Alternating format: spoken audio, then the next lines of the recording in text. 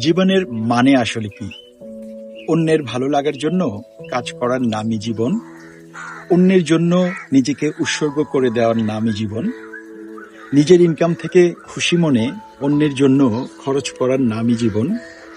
অন্যের হাসিমুখ দেখে নিজে খুশি হওয়ার নামই জীবন। অনেক কষ্টের মাঝেও হাসতে পারার নামই জীবন। ভালো কাজ করে অন্যের হৃদয়ে নিজের নামটা লিখিয়ে নেয়ার নামই জীবন।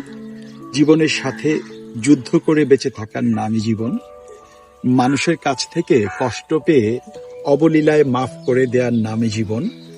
চলতে গিয়ে বারবার পড়ে গিয়েও উঠে দাঁড়ানোর নামই জীবন।